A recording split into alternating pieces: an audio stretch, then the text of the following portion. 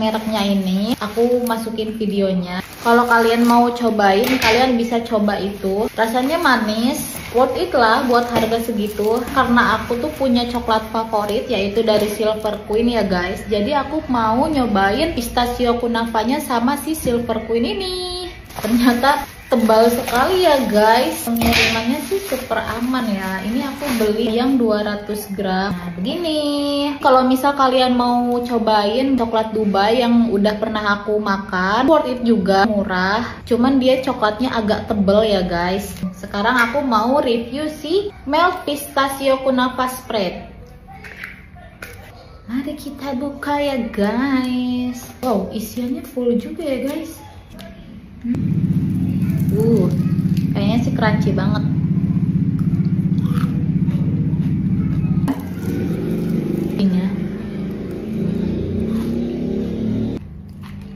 Jujur sih ini enak ya guys. Kita paduin sama si coklat Silver Queen.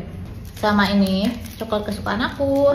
Biar kayak ala-ala coklat Dubai ya guys. Karena aku belum siap mengeluarkan 300.000 buat beli coklat Dubai ya guys. Ini aku simpen kulkas sih. Pistachio kunafa, apa kunafe? Karena aku nggak mau ribet kayak bikin dicetak-cetak kayak gitu guys. Jadi langsung aja lah ya, nggak usah leleh-lelehin. Jujur lebih enak dari yang kemarin aku beli, coklat Dubai yang kemarin. Mungkin karena harganya aja jauh berbeda ya guys. Ini kan kunafanya aja 200 gram ini kayak 100 ribuan gitu. Kalau yang kemarin itu aku beli satu blok gitu, harganya cuma 60 ribuan. Tapi kalau misal ditanya worth it apa enggak, tetap worth it. Karena harganya murah tapi dengan rasa yang lumayan lah sesuai harga gitu loh guys. Tak isi yang banyak ya guys. Tapi jujur ini rasanya lebih enak, dia nggak terlalu manis, lebih crunchy juga. Nah udah kayak gini, mari kita tutup ya, pakai yang satunya lagi. Tapi jadi tebal. Mari kita try coklat Dubai ala-ala ya guys, tidak usah mengeluarkan 300.000.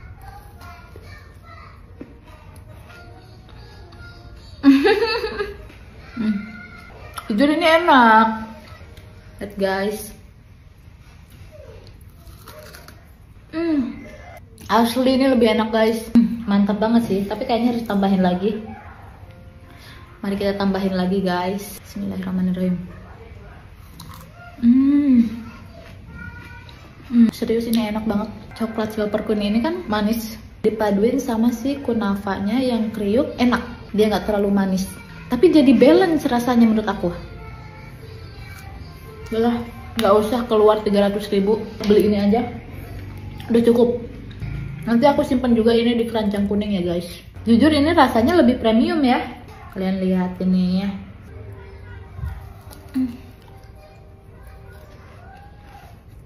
Kalau misal kalian pengen si coklatnya agak tipis lagi, harus dilelehin dulu, kayak dicetak dulu gitu loh guys. Tapi karena aku mager ya guys, jadi langsung aja.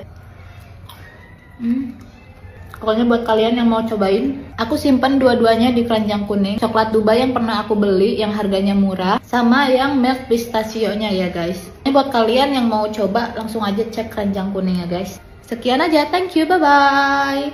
Hello mga miss, mga gusto mo ka-try ng murang Dubai chocolate, yung trending, ayan ang copy paste nila. So ayan, pumunta ka kami sa park, ayan, para tikman natin ang Dubai chocolate.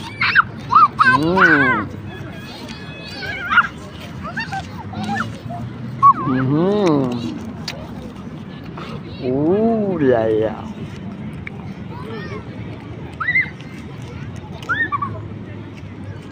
Tapos sa akin, charot. Sige. That's ready, Stefan?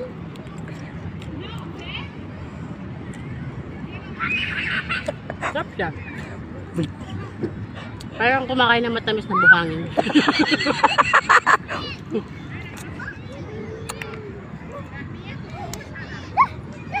Tingnan mo.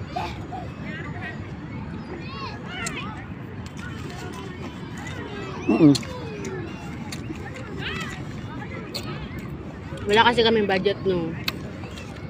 Ano talaga. Yung fix ay mahal yun. Kaya afford. So may nakita kami tindahan doon. Actually, sinabi pala ng friend ko to. Nag-post siya. Tinanong ko saan niya nabili. Pinuntahan namin kanina. Sarap siya. Who want this? Just DM. Send me a message. Yeah. We'll bring this to you at your doorstep.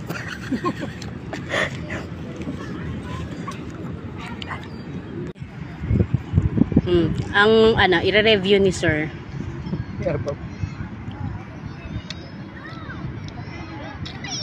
Ano?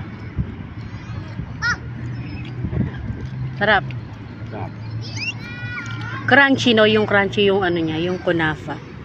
Crunchy siya. O, ikaw, sis. Ito wala namang hindi masarap. Kakaiba sa lahat ng chocolate, diba? Mm.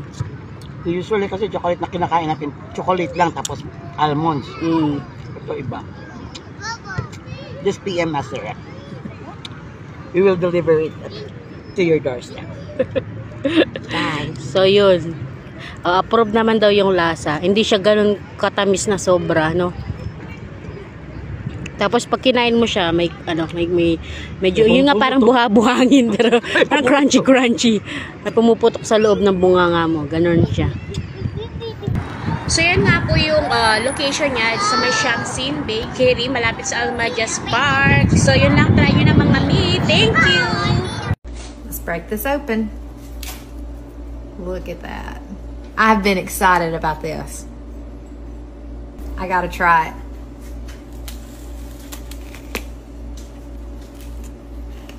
It's definitely as good as I imagined it to be.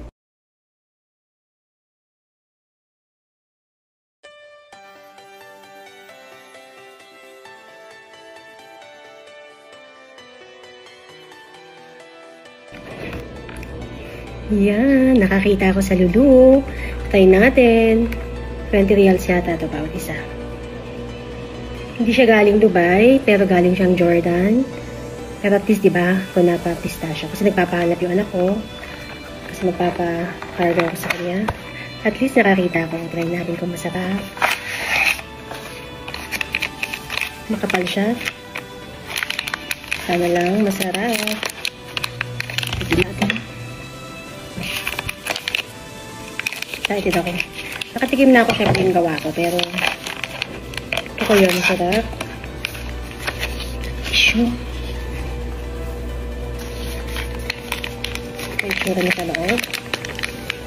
Ay, lambot. Wala siya yung mga kulay-kulay, pero mukha namang masarap. Sarap. Mukhang tsura pa lang, masarap na.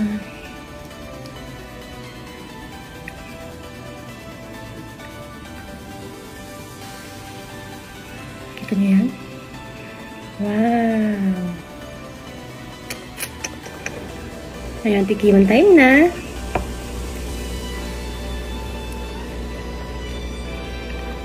Crunchy. Siyempre yung kunapa yan. Furnace, sarap ha. Buti ng trail na nakakita ko. Sa Lulu. 20 reals. Pwede na. Pasok na pasok. Harap. Kaya sana nag-crave dyan. O naghahanap ng Dubai chocolate o kunafa pistachio. Huwag na pumunta ng Dubai. Meron sa Lulu yung mga nito sa Riyadh. 20 reals lang siya. Ito po siya. Yun lang. Bye! Yeah!